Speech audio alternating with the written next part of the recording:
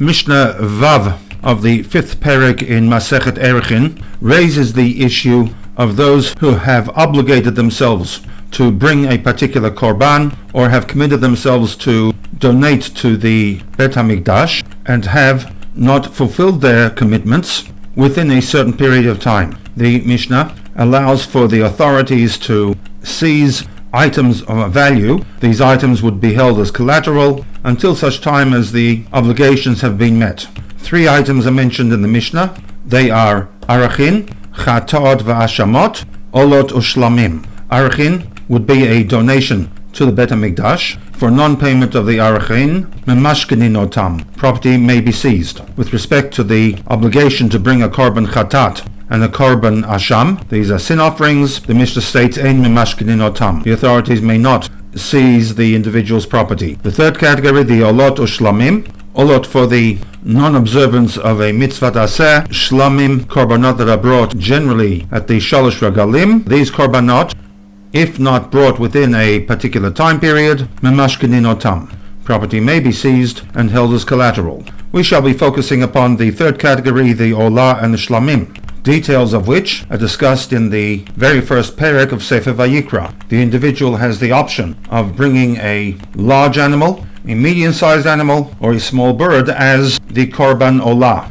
With respect to the large animal, the pasuk states, Im olah korbanam min habakar, that if the individual commits him or herself to bring the olah from the herds, then it must be a zachar, a male, tamim, without blemish. It must be brought el petach ohel moed, or later on to the Mishkan, and still later on to the Beit HaMikdash, and it must be brought liritzono lifnei Hashem. The term liritzono contains within it a number of options. The Gemara's view, pasuk is informing us that the korban must be brought willingly, without coercion, which seems to be in conflict with the halacha that states that the authorities may seize the individual's property to be held in collateral until the korban is brought. This certainly, on the surface at least, does not meet the test of liritzono, for clearly, when he finally brings the korban, he does so under the threat of losing the property that had been seized. This is forewarned in the Mishnah, Af al pi she'ein mitkaper lo ad sheyitratzeh, even though the atonement does not take place until the korban is brought willingly, shene'emar in Vayikra 1:3 liritzono. To this,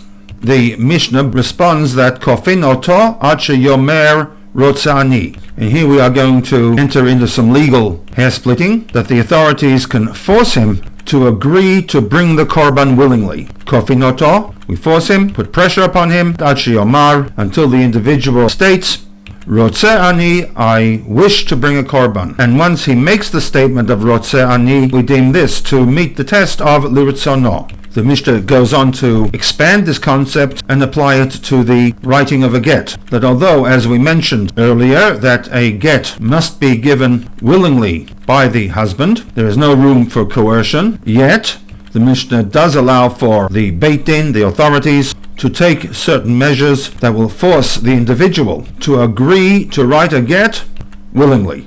Both instances appear to be oxymorons.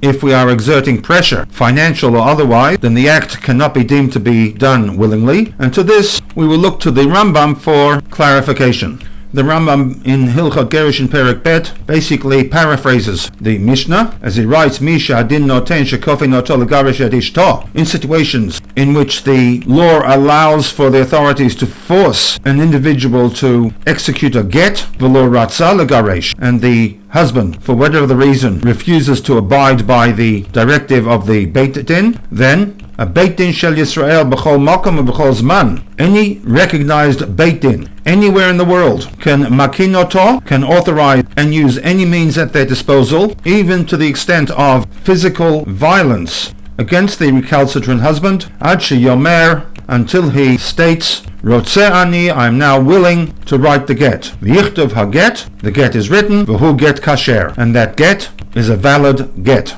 And the Rambam then goes on to justify why this is not deemed to be a forced get, a get written under compulsion, as compared to legal documents, for example, that are executed through compulsion and are invalid, by introducing the concept of the Yetzer Hara into the equation. Therefore, writes the Rambam, Zeh she'einu rotzeh legarish, who articulates a desire not to issue a get to his wife, mi'acha shehu rotze lehiyot misrael, view of the fact that, I guess, deep down, he wishes to be part of the Jewish nation, and also, deep down, v'rotze hu la'asot kol ha-mitzvot, his desire is to fulfill all mitzvot, u'lehitrachek min ha'aveirot, and to distance himself from violating of Torah law. In modern day terminology, the pintel yid, that can never be separated from HaKadosh Baruch Hu. Merely v'yitzro hu shetokvo, it is the Yetzer Hara that has exerted force upon the individual to make the decision not to divorce his wife, v'kivan shehuka, by bet din, authorizing the use of force against such an individual. This has the effect of tashash yitzro, weakening the Yetzer Hara, and when he says rotzeh ani, I'm willing to write the get, kvar garash liritzono, then that decision now becomes one that is done willingly.